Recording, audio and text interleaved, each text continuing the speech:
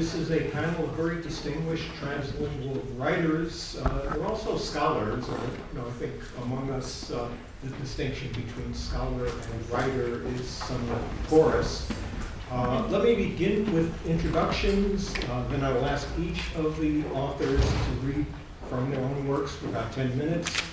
And then we'll have an open conversation about translingual writing. Let me note two people who are on the program who were not able to be with us today, unfortunately because of an illness. Orlando Inosa Smith is not with us. Let me mention a little bit of his credits.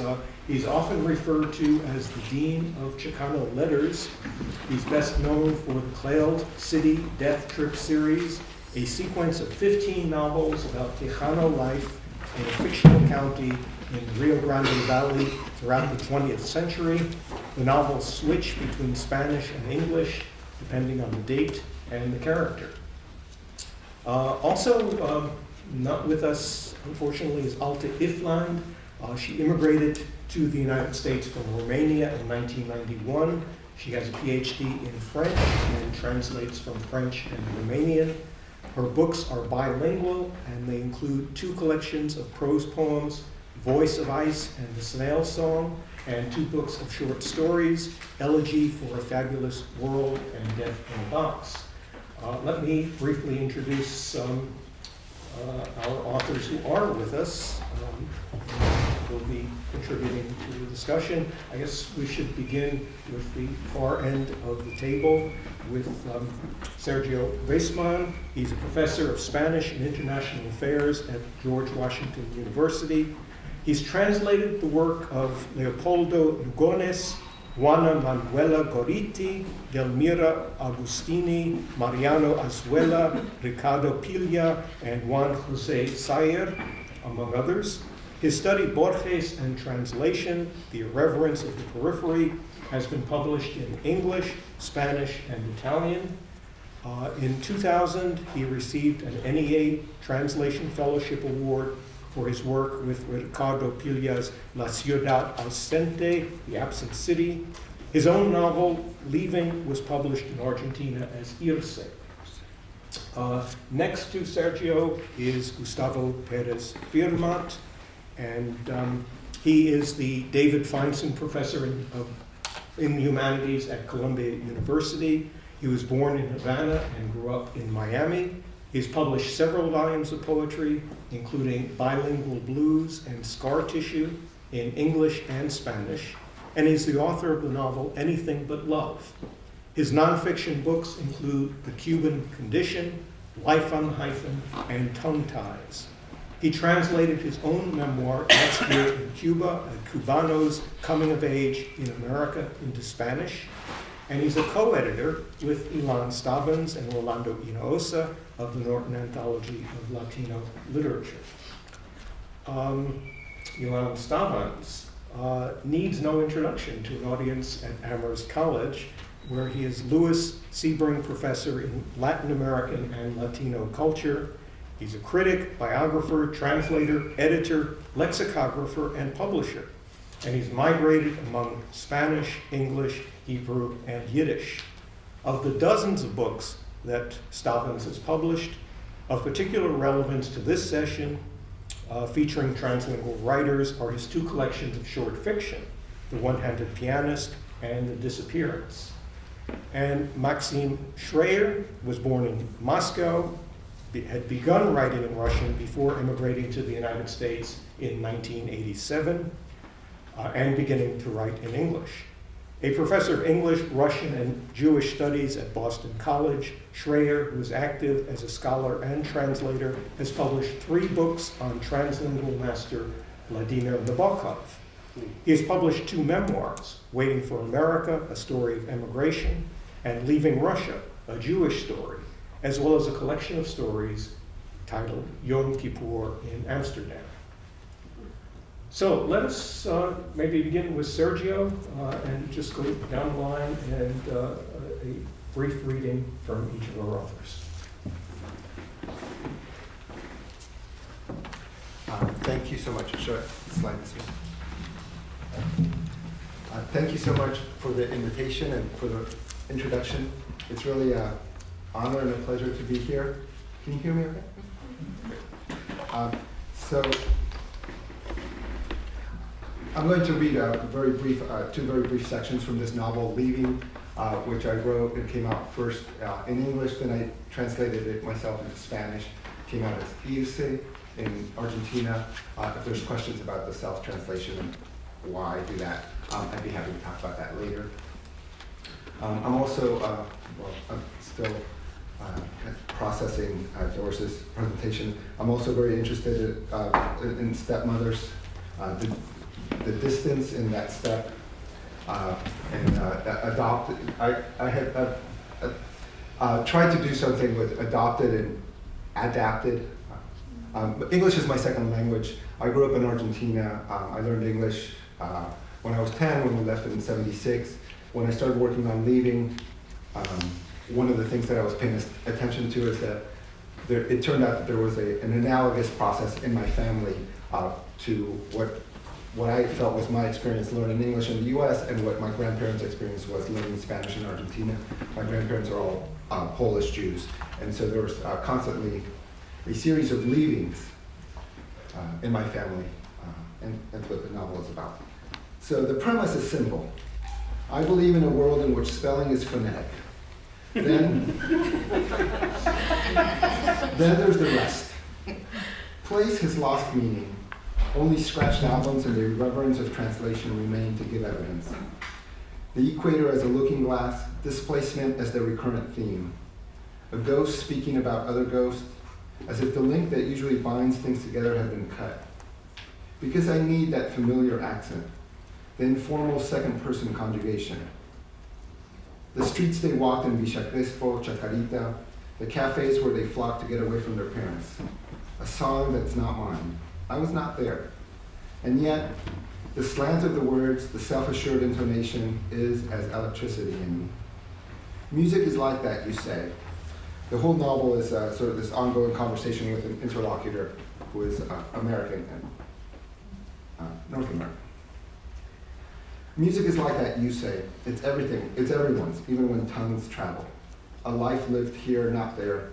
But I insist, to your occasional dismay, that the life not lived does exist, ghost or no ghost. What formula, what hypothesis or theoretical principle can account for this?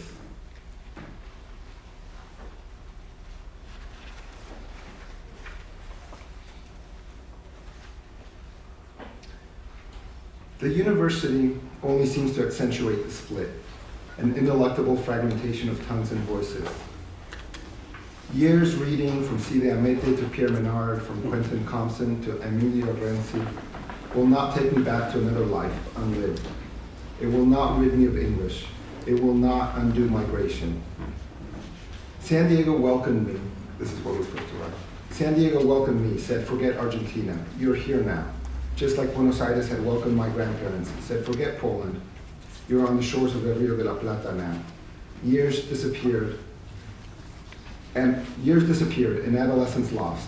A new address, a road not taken, conflicting loyalties, on the soccer field, in a plaza somewhere. The first few years in San Diego was countless afternoons listening to Padres games after school, picturing the difference between a curve and a slider from the intonation of an announcer's voice. A pop-up from a deep fly by the thud of the bat crack heard through the portable radio resting against the steps by the front door. Crouched in the driveway, bouncing a tennis ball off the garage door, fielding it in webbed leather, retraining muscles under a California sun.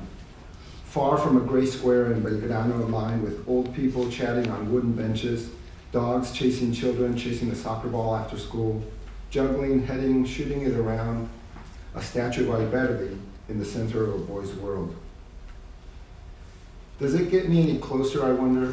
This, changing tenses, shifting focus, mixing memories with projections, pouring desire into words that travel from me to you and back again.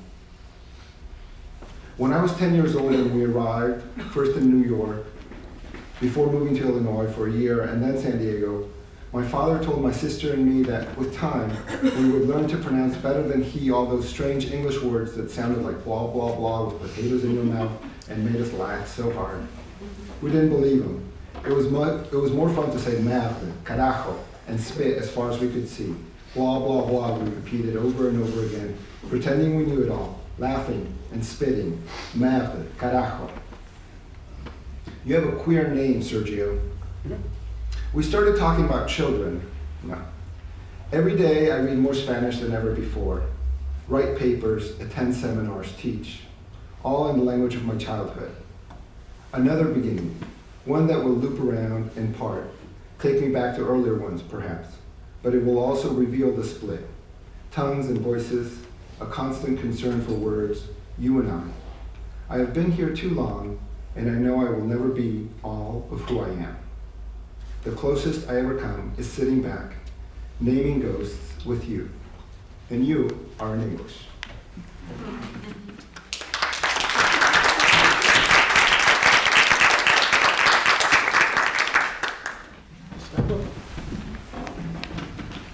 First of all, let me thank Steve and Natasha and Ilan for inviting me to participate. And it's also great to be back here and see old friends like Ilan and Doris and Aneta, who's somewhere, Benigno, former student, Evelina. And what I'm going to do is I'm going to read 2 poems, and in between, to sort of to relieve the excitement, I'm going to read a couple of pages from a book I wrote years ago called Tongue Ties that will serve as a gloss to the first poem and a preamble to the second poem. The first poem is an old poem. It's one of the first poems I wrote. It's a poem. I became a writer when I became a father. For some reason, in my case, creation and procreation seem to go hand in hand.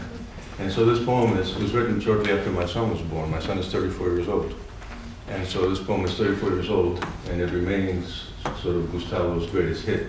It's a poem called Bilingual Blues, and I think it picks up on some of the conversations we're having today, this morning. And it goes back and forth between Spanish and English, but I think what happens in these kinds of poems is that everything is said twice. You say it once in Spanish, and then you say it again in English, or vice versa, so you don't really need to know the Spanish to get what I'm saying. And the poem says, soy un ajiaco de contradicciones. I have mixed feelings about everything. Name your tema al hedge. Name your cerca, I'll straddle it like a cubano. I have mixed feelings about everything. Soy un ajiaco de contradicciones. Vexed, hexed, complexed, hyphenated, oxygenated, illegally alienated. Psycho soy cantando hoy. You say tomato, I say tu madre.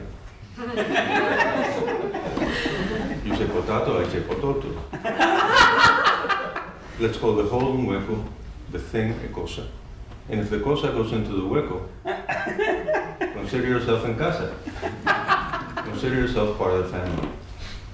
Soy un ajiaco de contradicciones, un puré de impurezas, a little square from Rubik's Cuba que nadie nunca copiará. Cha-cha-cha. So the poem begins as a blues and ends up as a cha-cha. And the ambivalences that have to do with which I live my bilingualism. And that's what this couple of pages is about. I've been told that when I speak English, especially when I'm nervous, like now, I sometimes sound like Ricky Ricardo with a PhD. On the other hand, when I speak Spanish, I know that I always sound like someone who was born and raised on that island that time forgot before time forgot it. That's to say, in pre-Castro Cuba. And yet, for most of my adult life, the language I have felt uneasy about has been Spanish, not English. My mother tongue, not my second language. Even though I'm not sure when this unease began, by the time I was in college, I felt more comfortable in classes with the professors who were not Spaniards or Latin Americans. And anytime I had a choice, I would write my papers in English. The paradox, of course, was that I was preparing myself to make a living as a professor of Spanish, which I've done now for a very long time. To justify why I wrote in English, I gave myself practical careerist reasons, right? You want to be published by an American university press, and then I'm going to publish a book in Spanish, you'll write it in English. And so I said that to myself, but I always knew that my avoidance of Spanish did not have only to do with professional ambitions. I teach in Spanish, I sometimes publish poetry in Spanish, and have written a fair amount of literary criticism in Spanish. And also, as Steve mentioned, I've translated myself from English into Spanish. And yet, I have always thought of myself as an Anglophone writer. Although I still speak English with an accent, I'm relieved to be judged by my English rather than by my Spanish sentences. Not necessarily because my English is better, but because I don't take personally my ungrammaticalities and infelicities in English. After all, it's not my language, it's yours, or some of yours. I'm only using it. But I cannot dispose of criticism of my Spanish so lightly. Since I'm Cuban, I should still speak and write it like a native. According to the Francophone Romanian writer Emil Cioran, only in our mother tongue do we have a right to make mistakes. But for people who tie their identity to their nationality, as exiles often do, and who then tie their nationality to their speech, as exiles also do, their mother tongue is the only tongue in which they cannot afford to make mistakes. If I'm speaking Spanish and I hear myself fumbling for words, I get embarrassed. Every time I commit an Anglicism, I cringe. Criticize my English, and your words will never hurt me. Criticize my Spanish, and you're attacking me, my deepest convictions and theories about myself. Indeed, sometimes I've thought that every single one of my English sentences covers the absence of the Spanish sentence that I wasn't able or willing to write. And if I handle English more or less well, it's to hide the absence of the Spanish that it replaces and that it can never replace.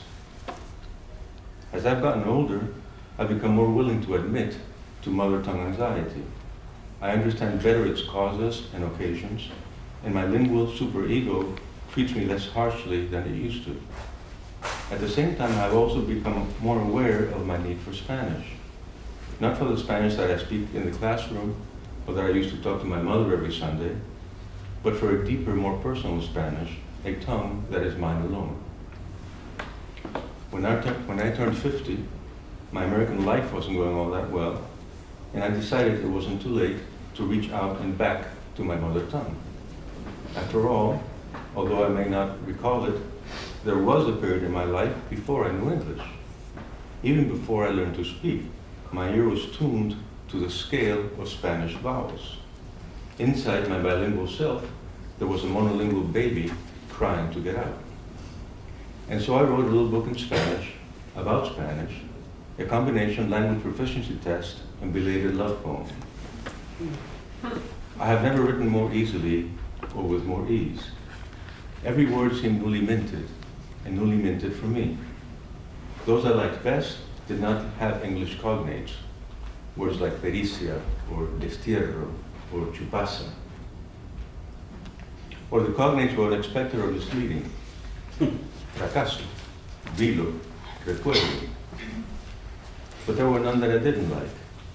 Just putting accents was a thrill, generating an ñ, an occasion for celebration. Every time I got lost inside those expansive periods of Spanish sentences, I relished the adventure. Sooner or later, I found my way out. In English, I write silently, hearing the words only in my head. Composing 50 lecciones de exilio y desexilio, my Spanish book, I found myself sounding out each word, reciting each sentence as I wrote or rewrote it. The pleasure was lingual rather than merely linguistic. It did not only arise from the act of composition, from the sensation of obstacles overcome, of intention realized as meaning. What I felt was something like a musical acorde, a chord, a consonance of mouth and ear.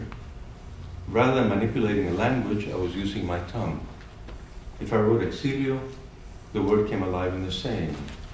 If I rewrote país, each letter was poised for vocalization. In Spanish, vowels are vocales, and words are voces.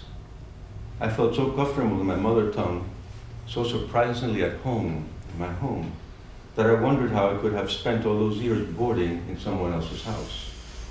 Compared to Spanish, English offered bare accommodations, little more than 4 walls and a roof over my head. But Spanish was my homestead, somewhere I could settle for life. I swore to myself that I had written my last English sentence. Evidently, I did not live up to my language loyalty oath. Soon after finishing 50 lecciones, I began to miss English. I began to miss words like miss.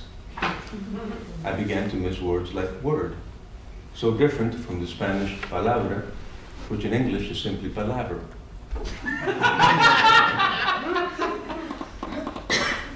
Just as it hadn't been enough to speak Spanish with my mother and my students, it wasn't enough to speak English with my wife and my children.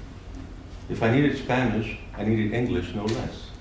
Although the needs came from different places, they were equally urgent, equally defining. Spanish only, English always. That was, and that remains, my impossible program of unilingual education. Whatever the outcome of the debate about the location of speech centers in the bilingual brain, it's clear that, at least for me, Spanish and English occupy distinct psychic slots and serve separate affective agendas. The person I am closest to is an American woman. The person who had the biggest impact on my life, and to whom I was never close, was a Cuban man. The language of my inner discourse, the taunts and endearments I whisper only to myself, is shaped by these and other logo-erotic entanglements. While I talk to myself both in Spanish and English, when I hear Spanish voices in my head, they're usually male. When I hear English voices, they're usually female. Like these voices, my languages are gendered, not intrinsically but circumstantially. English is a loving and accessible she tongue. Spanish, a distant but beloved he tongue. Although I understand the focus on the social and political dimensions of bilingualism, for me, before it becomes a political, social, or even linguistic issue, bilingualism is a private affair, intimate theater. And now the poem. And this is a poem that people know, not because I wrote it, but because Diaz used it as the epigraph to his first book, a book of stories called Drown. It's a very short poem called Dedication. I'm not sure why it was called Dedication, why I called it that, but it just says, and it's kind of a summary of what I read. The fact that I am writing to you in English already falsifies what I wanted to tell you, my subject. How to explain to you that I don't belong in English, though I belong nowhere else, if not here in English. Thank you.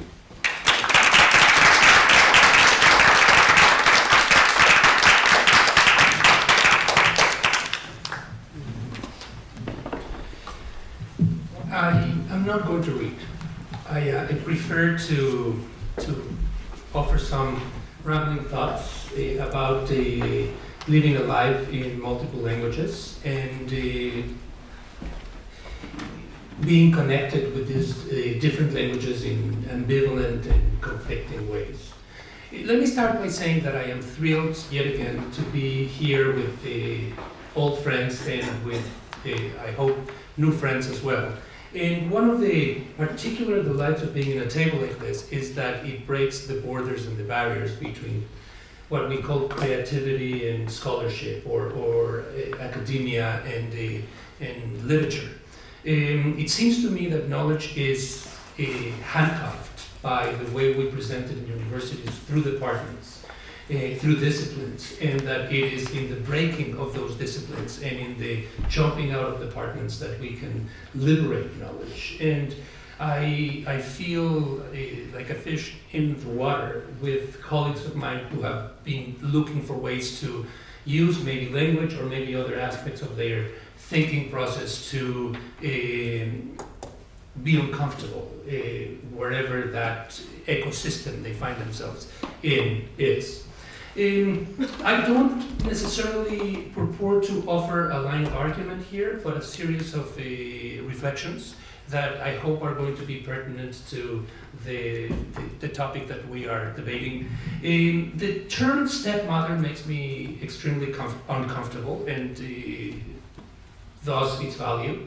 I think often when I think of the Stepmother of a segment of an essay by Henry James, in which he says that the first language, if we talk about it as the mother tongue, we probably should think about the second one as the father tongue in the dichotomy of parents. But he immediately says that father is not the right image here, and maybe it should be called the mistress tongue or the wife tongue, running through the idea of a companion, and in his view, a heterosexual companion. This prompts me to think of the different ways that different languages refer to the homeland and the difference between a nation or a country and a homeland. And in some languages, as you know, it would be motherland, and in others it would be fatherland. And each of them connotes a different sensibility and a different kind of ideological approach. Likewise, when we think of the difference between a patria and a país, difficult to translate into English, it is probably the same that is between a casa and an hogar, between a home and a house. I don't know exactly how to refer to the second tongue, maybe numerically rather than through the parental paradigm here, because I grew up in a household where the two tongues, Yiddish and Spanish, were coexisting in a peaceful way, and there was an astonishing organic invitation to think of them connected with space, both in the real world and in the mental sense of the term. We knew when to use Yiddish with our parents and with our teachers and with our friends, depending on where we found ourselves. That might be the synagogue or the school or the community center, and we knew perfectly well when to use Spanish as well if we were going to play soccer or we were going to be in the public sphere. I don't think that growing up I ever pondered the fact that I was having parallel languages in those parallel universes, and that I would be able fluently and to a large degree flawlessly to just switch to Yiddish and then go to Spanish and then turn off Spanish and go to Yiddish. And it didn't feel as if they were two competing languages. They just felt as if the world was organized that way. And that is the case with most bilingual and multilingual homes. When you, I think, ask a child to explain the difference between the two languages, that is rather complicated.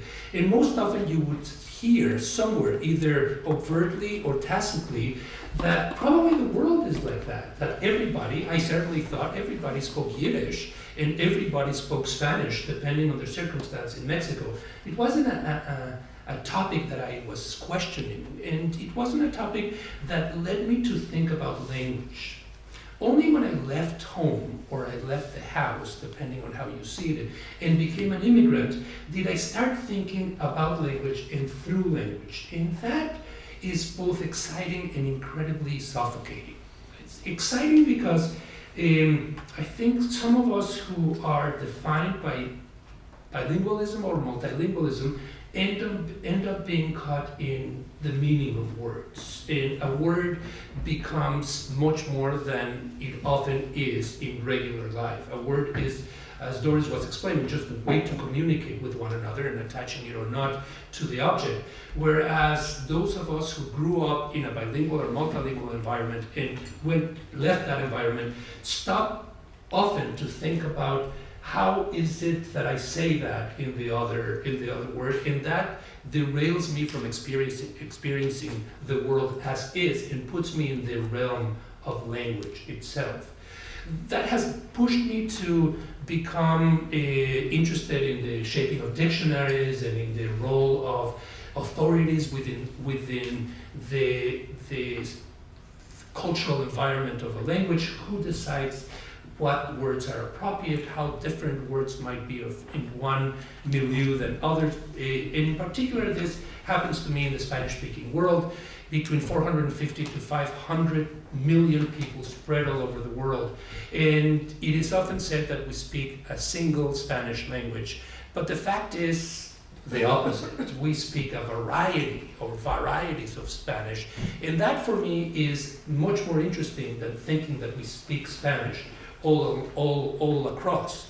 The differences between Argentine or Cuban or Mexican Spanish, the nuances, the facts particularly that it is with food or with sexual parts of the body where those varieties are emphasized, seems to me to be a proof that you can be multilingual in a monolingual body, and that often you can jump out within your own language to understand how others within that language are using it, or, according to some, misusing it. There is a debate in Spain currently of somebody, Andrés Trapiero, who has translated Don Quixote into Spanish, into 21st century Spanish.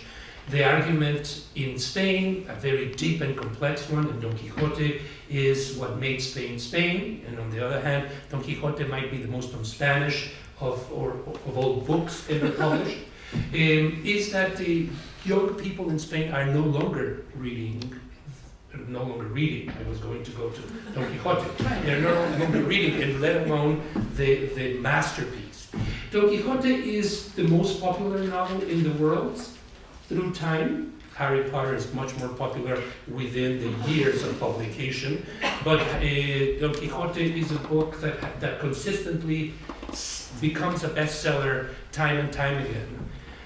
There's no way to make a statistic here, but I am going to venture one. 9 out of 10 people who read Don Quixote don't read it in the original, they read it in translation. And in fact, it might be easier to read it in translation than to read it in the original, because there are 20 different translations of Don Quixote into English, the first one being published just as the first part had appeared. It's 5 or 6 years later, and almost every important movement, almost every important age in the English language, the Elizabethan, the Victorian, the Romantics, the end of the 19th century, the First World War, has its own translation of Don Quixote. One could say that English is richer in Don Quixote than Spanish. In Spanish we have the sacred, the biblical, the downloaded from the heavens, the original. And in English we have all these varieties. Translating Don Quixote from 1605, first parts, 1615, to 2015 Spanish is something that has pushed Spain to be in one of its most debated moments. Is this a betrayal of what Cervantes meant? Are we doing with Cervantes what other cultures have done, particularly with English? And now I can move here. We are currently in a similar situation. A very important theater playhouse in Oregon has commissioned the translation into contemporary English of most of Shakespeare's plays, because the argument here is that Shakespeare is no longer literate, available, accessible to young people. And among scholars, you might have read an op-ed piece in the New York Times by my friend Shapiro, Professor Shapiro for Columbia.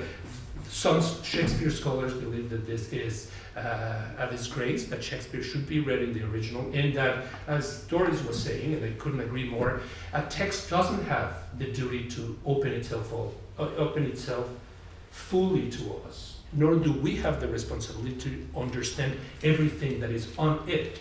Being alienated from the act of reading is part of the feeling of being alive and not fully understanding things.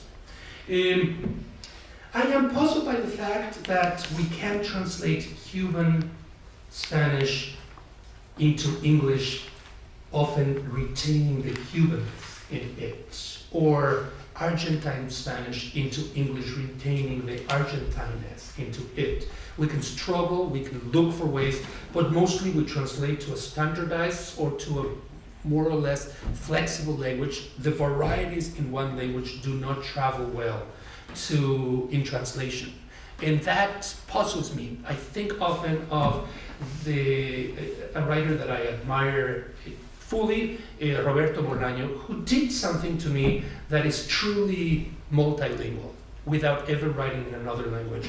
He wrote books in Argentine Spanish, and books in Mexican Spanish, and books in Spanish, Iberian Spanish, or maybe in a kind of neutral Spanish. And I can say, certainly for Los Detectives Salvajes, the Savage Detectives, that if it's not there, it's one of the best Mexican novels of the last 50 years, written by a non-Mexican who understands the Mexican language, the Mexican Spanish, probably better than many of us do.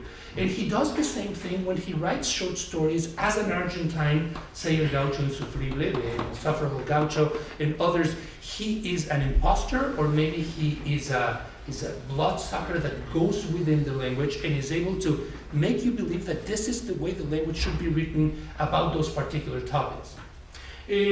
One last thought. I don't see bilingualism or multilingualism as an either or. And I was trying to express this in my comment to Doris. I am puzzled by the fact that when growing up, I never remember putting a Yiddish word into a Spanish sentence. I probably did it, but it wasn't something that either I was conscious of or that people did it easily. It was mainly that this was this mental or physical space for Spanish, and this was the mental and physical space for Yiddish, and they lived separated but not divorced.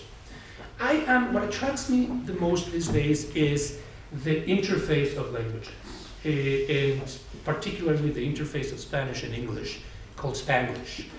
Precisely what Gustavo and he and I have gone back and forth on this over a wonderful many-year friendship might feel uncomfortable or allergic about. I like the fact that languages contaminate, that they overstep, that you can start in one sentence in Spanish and you switch to English and go back and forth dependiendo la circunstancia and who is in front, the T in that particular momentum.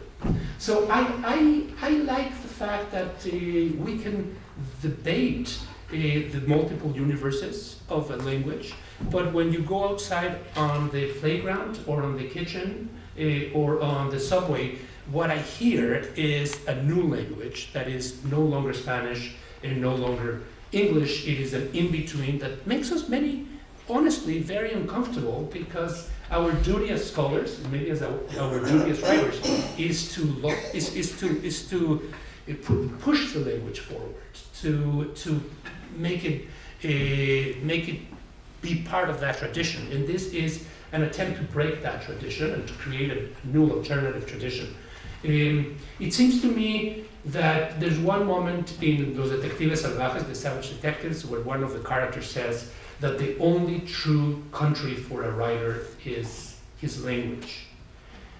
Yes and no. I think that there are many countries that we can live in, and many languages that one lives in, but mostly the country of a writer is the mishmash, the contaminated sides of the language that can push to purity in one circumstance and can push to prostitution and the mix in another.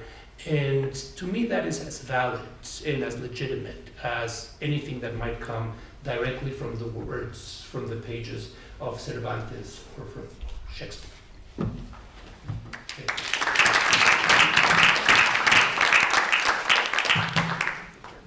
Good afternoon.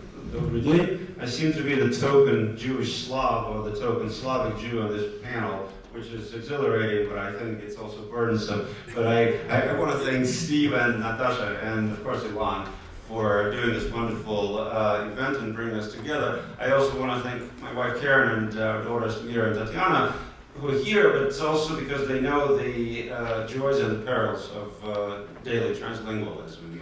And I'm going to read a short passage from one of my books, but I wasn't planning on reading anything discursive, but somehow I had a few minutes yesterday before my seminar on literary translation, which I teach at BC. So I wrote a little introduction to the piece, and it's a little longer than Ilan's, but not by much, so please bear with it.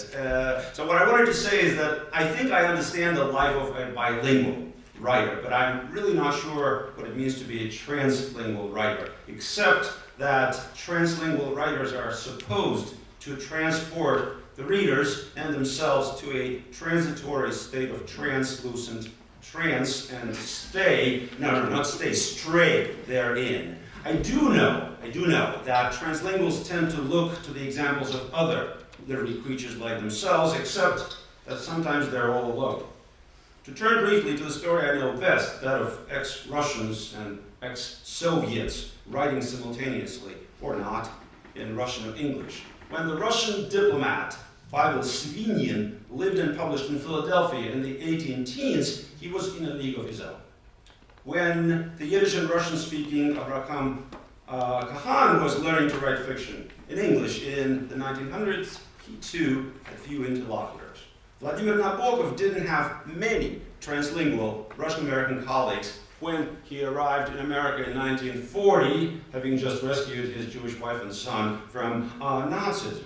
In the 1970s and 80s, new writers came to the US and Canada from the USSR, riding the wave of the great Jewish exodus. But these new translinguals often felt strapped for style and voice as they forded the Hudson and the St. Lawrence, and I speak from experience here. Today's outcropping of younger authors who left this former Soviet Union as children demonstrates so abundantly that ex-Soviet translinguals now have their Russian literary parents and grandparents, but also their translingual neighbors, next-door neighbors. This doesn't diminish the pleasure of translingual composition, but it does make it more of a family affair, or perhaps more of a communal experience. So with that in mind, the short passage I would like to share with you today comes from a section in my book, Waiting for America, a story of immigration that Steve already mentioned so kindly. The section is titled Literature is Love, Literatura это любовь, and in it, the book's protagonist, a 20-year-old Jewish-Russian man from Moscow, a former refusenik and an aspiring poet, at the time an aspiring poet in the Russian language, reads books by Russian emigre authors, chiefly by Vladimir Nabokov, in an open-air reading room on the black sand of a seedy Tyrrhenian beach in the Italian town of Ladispoli. If you are familiar with that part of Italy, it's very close to its very famous neighbor Cerveteri, of course, of which we read in Etruscan Pleasures. So this is the passage. How strange and yet how delectable it is to be remembering this now in English. Reading Nabokov's Russian prose in Italy, did I identify with him back then? With him or his texts? I hadn't even seen a picture of Nabokov, so perhaps not him, but some wondrous composite image of a writer exiled. Was it Nabokov, with whom I felt such a bond 29 years ago in Ladispoli, the real Nabokov, or perhaps some idea of him seared upon the pages with this man's violent love of language? At the time, I knew few facts about his life. I hadn't read a single critical essay about him, and the little I knew about his career came secondhand. I couldn't possibly identify with Nabokov's life when I knew next to nothing about it, could I? Did I know he left Russia as a young poet, a 20-year-old aristocrat, trilingual from childhood? I believe I did, but it now seems I identified less with the real Nabokov and more with one of his fictional alter egos. One of them, the poet Vasily Shishkov, in Nabokov's last Russian short story, performs a Rimbaudиan somersault and vanishes from Paris in 1939, disappearing into the sepulchre of his verses. A cinematic superposition of time has occurred, and I'm having trouble separating myself reading Nabokov in Ladispoli from myself remembering it today. It's a clear Boston morning in the middle of June, and the voices of playing children in the Catholic Academy across the street. are drowned out by lawnmowers and hedge trimmers. What did I know back in Ladispoli of Nabokov's American years? Only vague contours of his flight to fame, an emigre professor in some faraway place with a Homeric name, then Lolita's bestsellerdom. His Swiss years, nothing. Butterflies, just a flutter of wings carrying his popular legend across the Soviet border. Did I know Nabokov had a Jewish wife? Probably not. And his glorious English, half invented by him in a fit of self-compensation, it still drives Anglo-American authors madly jealous. I hadn't tasted even one morsel of Nabokov's English before coming to America, and I read Lolita for the first time not in English, but in Nabokov's Russian translation. That summer in Italy, I couldn't imagine giving up Russian and writing in English. I wanted to preserve everything I was and had, or I thought I was and had. This is why the story, The Visit to the Museum in Spring in Fialta, about a Russian emigre who realizes there is no physical return to the USSR, resonated with me so much. This was about all of us waiting in Ladispoli, about our Russian, Soviet past and what would become of it. In Ladispoli, all of the refugees were trapped in museums of time, and the sooner came the realization that there was no going back, the less traumatic it would be to let go of the past. I used to think that reading Nabokov was an antidote against the shock of leaving Russia and coming to the West, but I was wrong, I now realize. Reading Nabokov in Ladispoli was my culture shock. I was reading Nabokov and waiting for America. Thank you.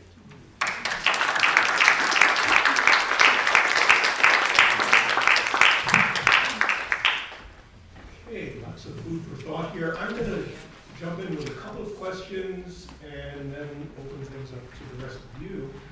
A question that is often posed to translinguals, a question that is at the same time very silly and very pointed, is what language do you dream in? Now, Nabokov answered that question by saying he never dreams in a language, he dreams in images, not words. But I'm wondering how any of you would respond to that question. What language do you dream in? What language do you think in? Anyone want to? Or should we go first? I think Sergio should go first. Yes, and go at it for a long time. Yes. No. Yes. I don't know. I think.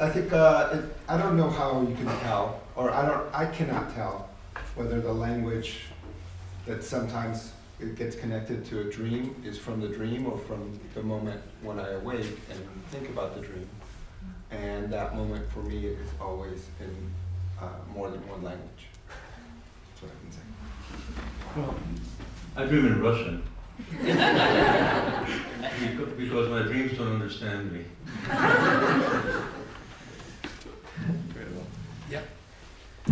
In my case, I don't dream in, I dream in images, but in people communicating the dream. And I know that they are understanding each other, but I don't ever hear them speak in a language.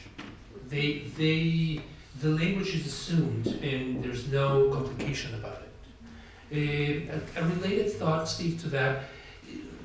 Lately, I've been interested in the dreams as packaged information and memories, and to the degree to which one could imagine that people dream different dreams defined by the culture in which they live. If Germans have different dreams than Hispanics or French because of the what, not necessarily the language. And of course it's a futile thought, impossible to record or to research, but nonetheless a provocative one for me.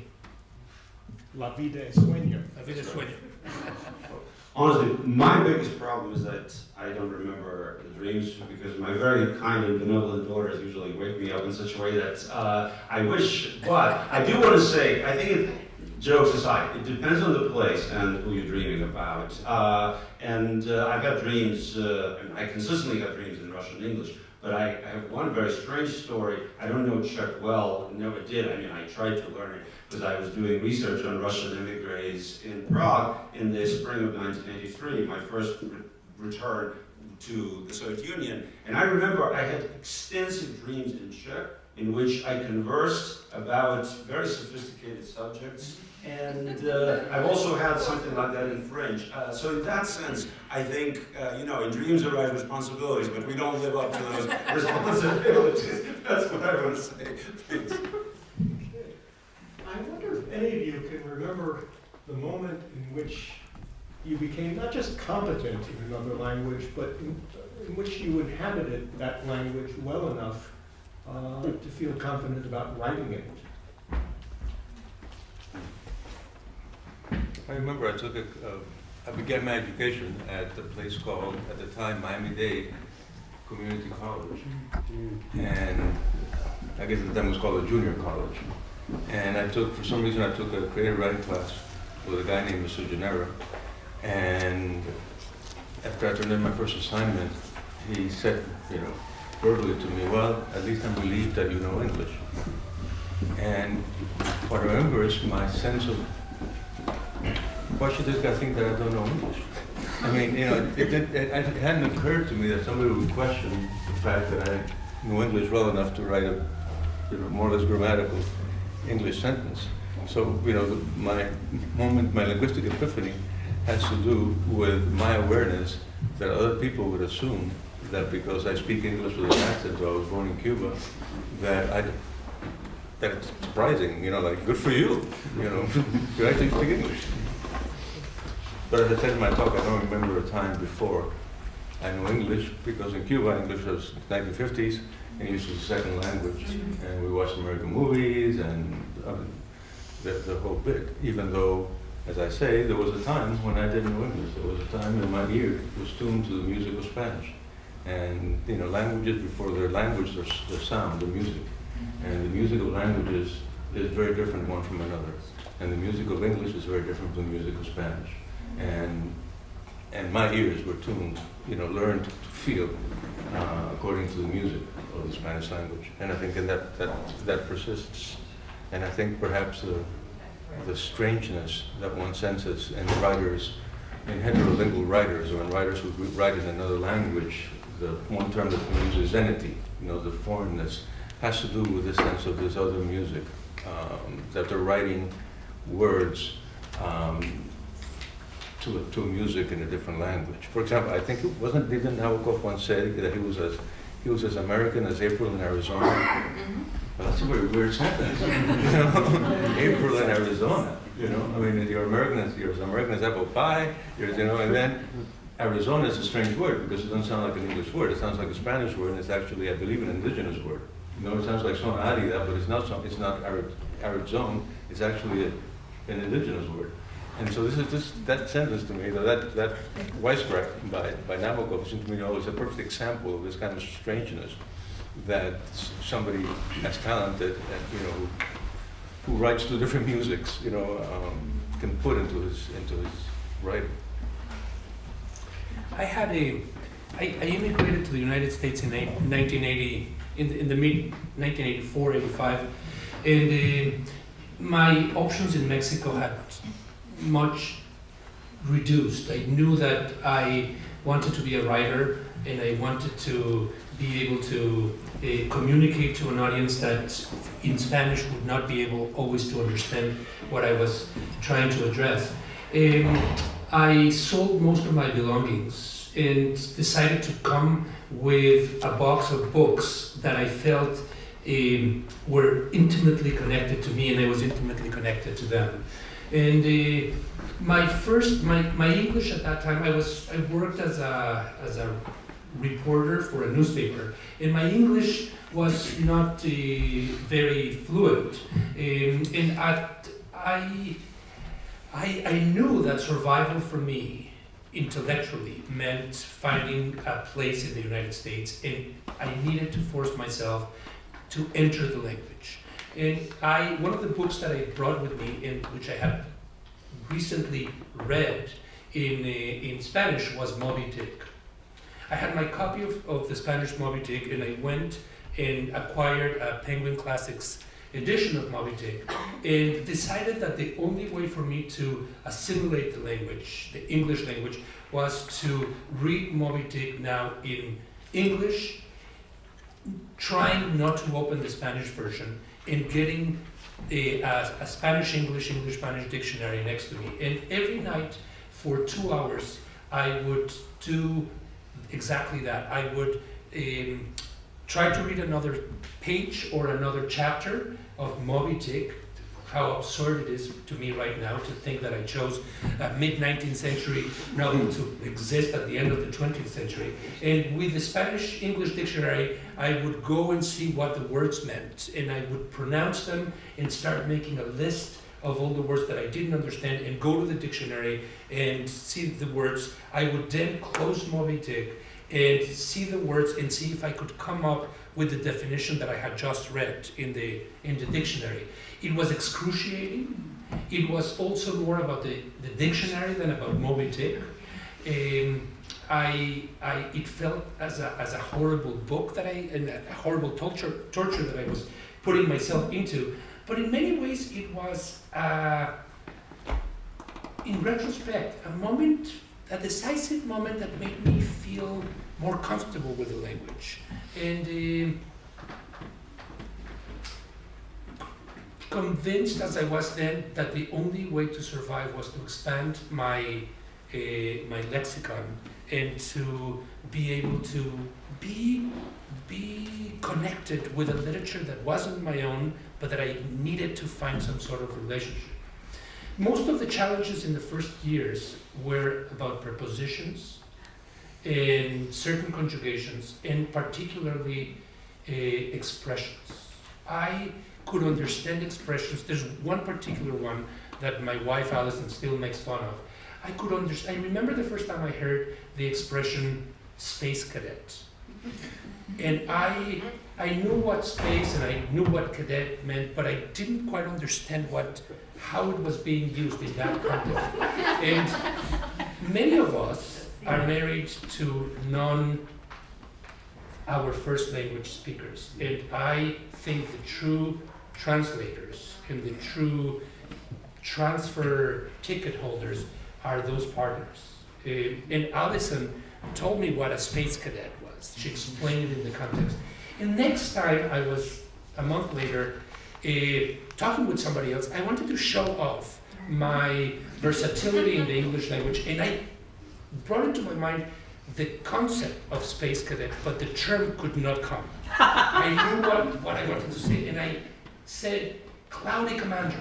Everybody started laughing, and my wife started laughing very uncomfortably, as if her lesson had not been learned in the right way. So, yes, you fail. The second time you fail better, until you figure out that failing is part of the game, and that it is all very playful.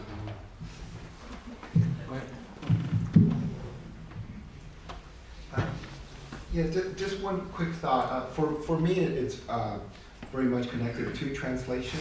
I have a pretty vivid image, at least reconstructed, of being a teenager in Southern California, failing all my classes except for math, and telling myself, maybe it was my mom who told me, that in English I could do well, and all I had to do is learn enough of the English to translate what I was thinking from Spanish into English. And those are my first memories, sort of as an adolescent, writing in English. And I think also for me, it goes back to this sort of play between adapting and adopting. So it was something like I needed to be able to adapt myself to the adoptive language, or maybe vice versa. And because I'm so interested in this, the phonetics of language, I kept on noticing how it's only one letter, and maybe I could adopt or adapt, something like that. Also, I like these ideas about contagion and contamination. But I think that there's another parallel side to that, which is also, because everybody, I think, has mentioned it in some way, the the intimate informer. So informants, I think a lot of times as a writer, and this is where it's close to translation for me, I feel like I'm working in contraband, bringing something across. If you're a translator, is that legal contraband? As a writer, it's a little bit of an illegal or suspect contraband.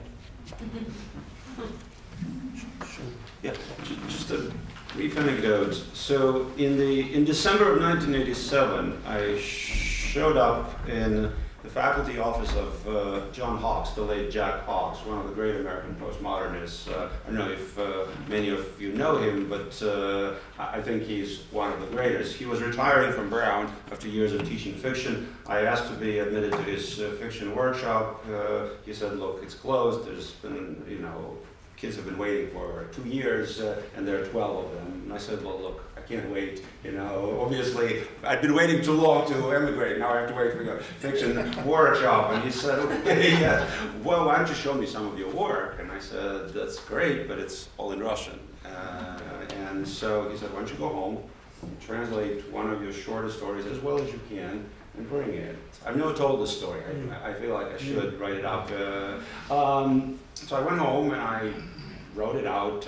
I was just learning word processing. This is 1987. Remember, the Mac was just entering the mainstream. So I wrote it for him to read. It was a story called Lorca, which eventually was published. But basically, he accepted me. I was the 13th kid in the class. But throughout the class, mostly what I was doing is I was translating my Russian language stories into English.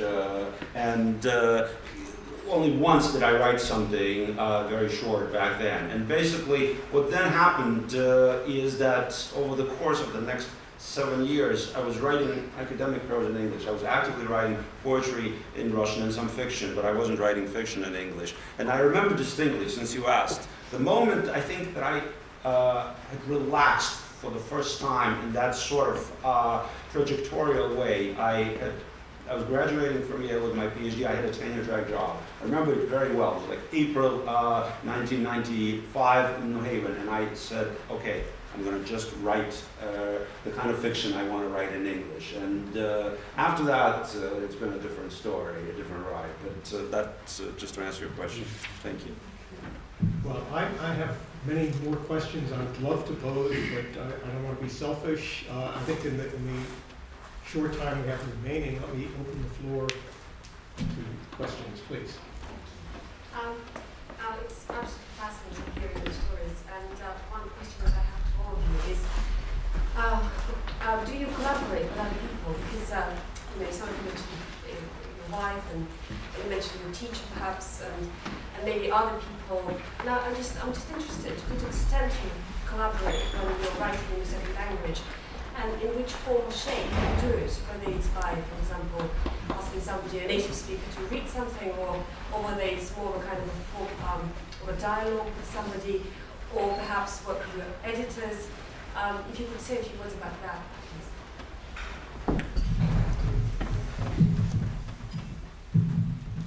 I love to collaborate. It's a way for me to get out of my mind and to join with others. I collaborated with Gustavo in different ways, with different people. Here I love envisioning dialogues. I love even writing books that are in two voices in the same language.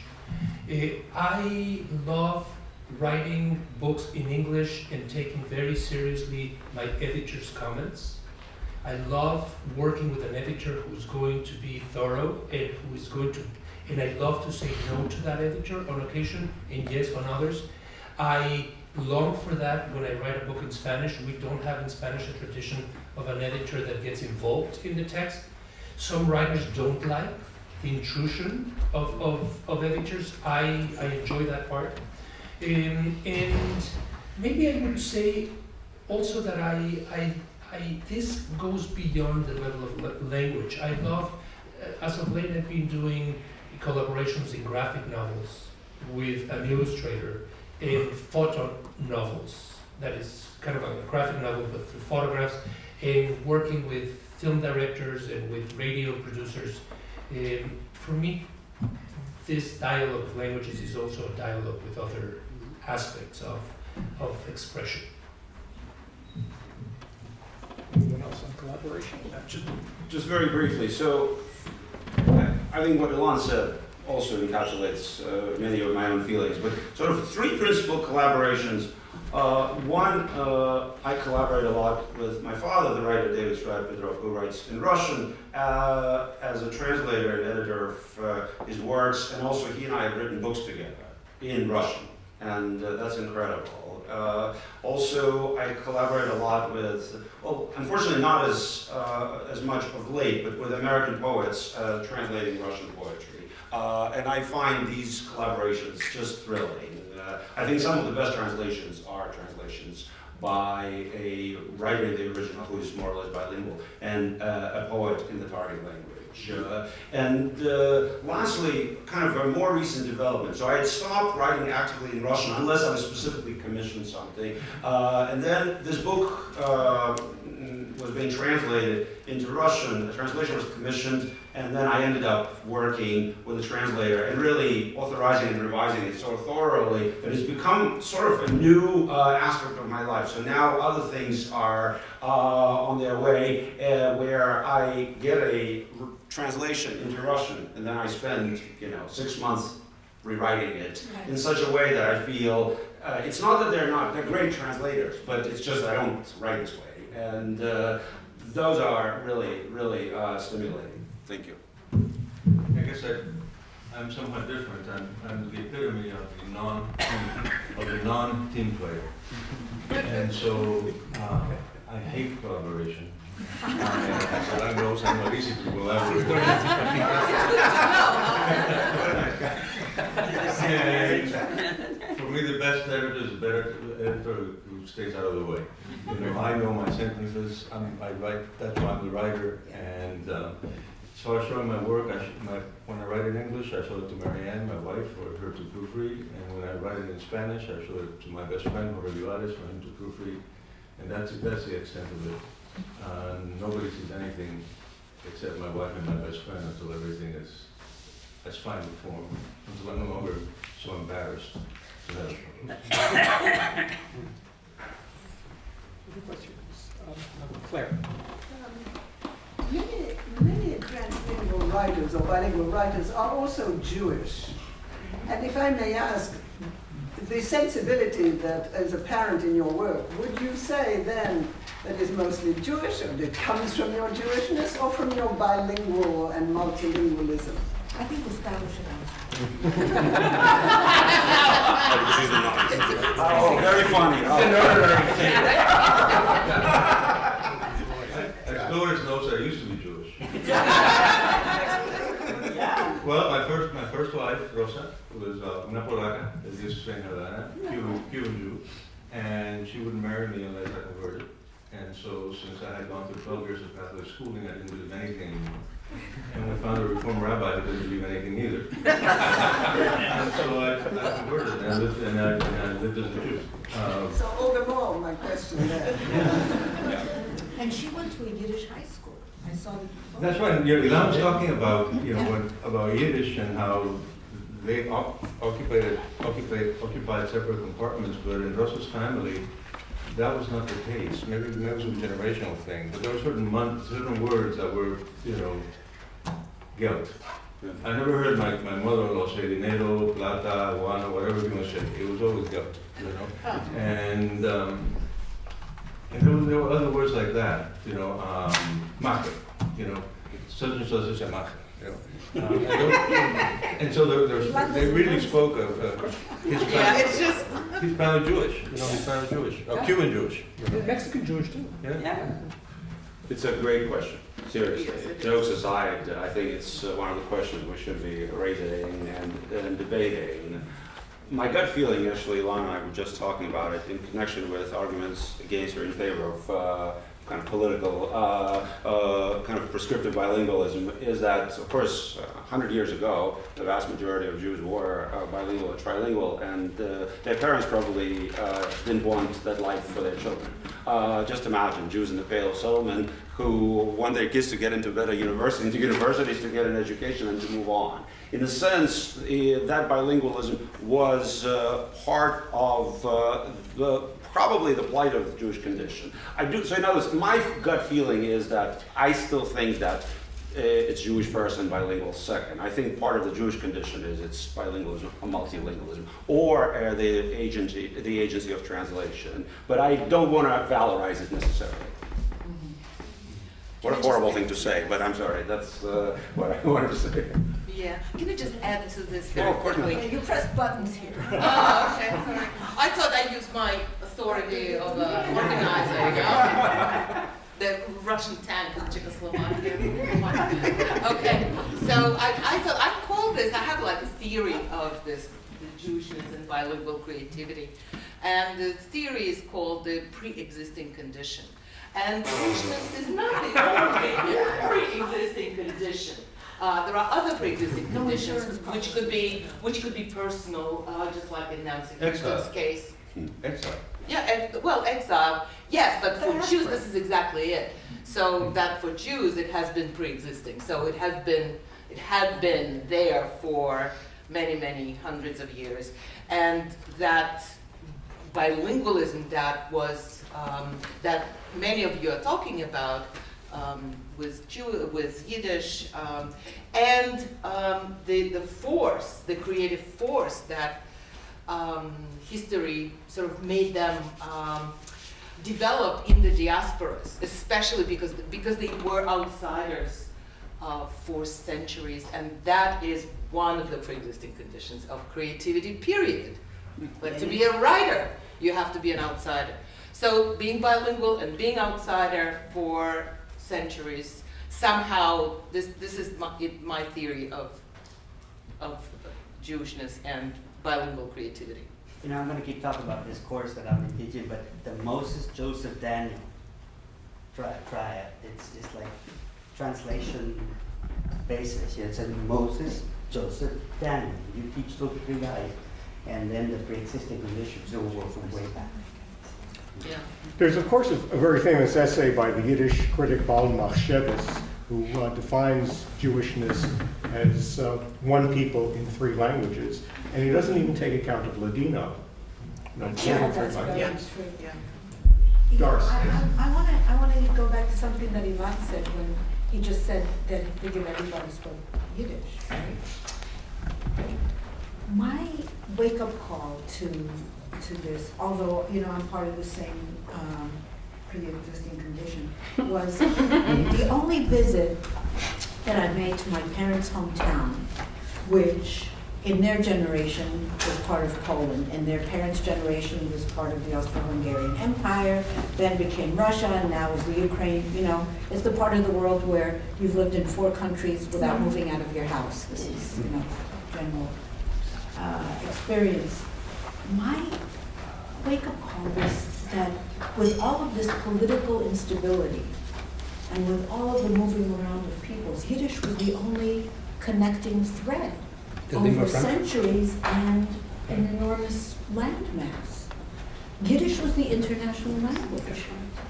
I mean, it just blew me away. There were many families where parents didn't understand children, certainly didn't understand grandparents, couldn't understand cousins, you know, a few miles away, and Yiddish made those communications possible, gave a depth to a culture and a continuity that was unthinkable in, you know, official languages. 2 thoughts on this. One is that a formative figure in my childhood was my paternal grandmother, who spoke, like many other Eastern European Jews that had arrived to Mexico, 7 or 8 languages, because they had to survive, and so Czech and Hungarian and Yiddish and Hebrew and Russian, etc.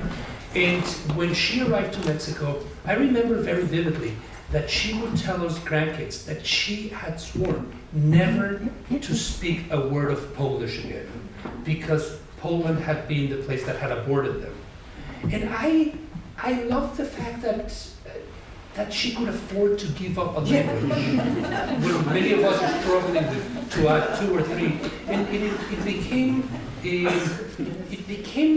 that grandmother is. I see her as an immigrant, and I became an immigrant. The only other thing that I wanted to add here is that in many ways Yiddish was the lingua franca, but there were many Yiddishes again, like Spanish, Galicianer, Litvak, and it allowed people to come in, it kind of joined heads.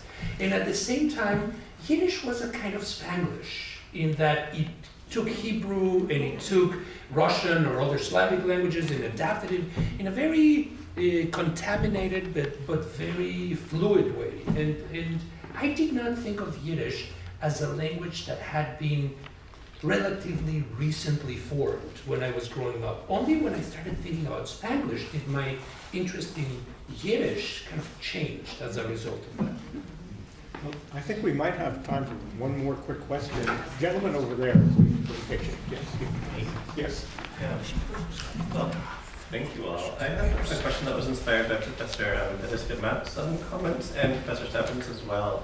I guess I was struck by the emotional responses that both of you spoke about in regard to the interfacial space between language. Professor Perez-Firmat, you spoke about cringing at the experience of hearing an Anglicism escape while you spoke Spanish.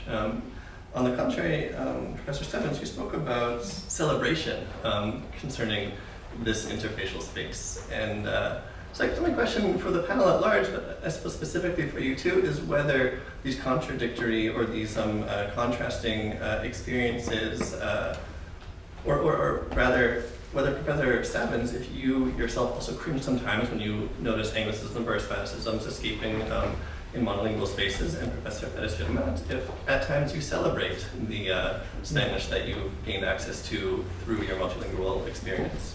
And of course, it's a question of the rest of the panel can address too. You want to start? Yeah, well, I guess, yeah, I'm not unequivocally in favor of bilingualism because I think there's a cost, and you know, I myself feel the cost. I have this nostalgia for being monolingual. You know, I wish I had never had the opportunity to become bilingual. Okay? And I say that and I have to explain that I make it an important distinction between two different ways in which a person can have a language. Okay? In Spanish, which makes it the distinction neater, lengua and lenguae, a tongue and a language. Okay? And I'm all in favor of having multiple languages. And I wish I had multiple languages, more than I do. But I am not in favor of multiple tongues, at least in my own experience. I wish I didn't have the opportunity to write in more than one language. I think I'd be a better writer if I were a Spanish-only writer, or if I didn't have two tongues.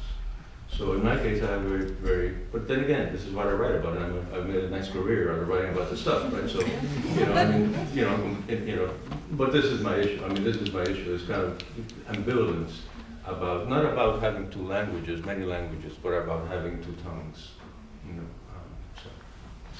So corroborating Christine, that this is related to your distaste for collaboration and Professor Stavans. No, I'm just a very hard person to get along with. That's my wife. Yeah. And writing is not a team sport. And I've been a professor for God knows, much longer you've been alive. And committees, and we live in a university, committees coming out every year, and nothing ever good come out of a committee. The good ideas come out of people, going in a corner and thinking about something. So I'm against every kind of collaboration. I am a ragged individualist. A ragged individualist. As I have told Gustavo many times, I think I couldn't agree with him more in terms of committees. But I do think there's one committee that has produced an astonishing product, and that is the King James Bible. I can't believe all those translators worked in a single volume that defines the language in the time of Shakespeare. I take my role as a teacher very seriously, and I want my students to know the differences between languages and to study the different languages that they are embarking on learning as thoroughly, as committedly as possible. So sometimes I cringe when I am speaking in Spanish with one student, and the kind of invisible contract that exists between the two of us is that the Spanish language is the way of communication at that point. But I also encourage the students to understand that those are spaces and that you can go out of those spaces and be playful between them. I don't believe in desecrating the languages. I do believe in understanding the traditions of those languages and then jumping out and jumping in. I find that very invigorating. And I find it very invigorating having Gustavo as a friend. I wish I could say the same.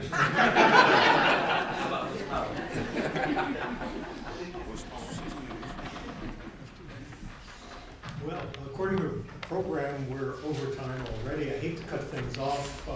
We can continue these private discussions and continue sessions at 3 o'clock after lunch. Thank you all very much.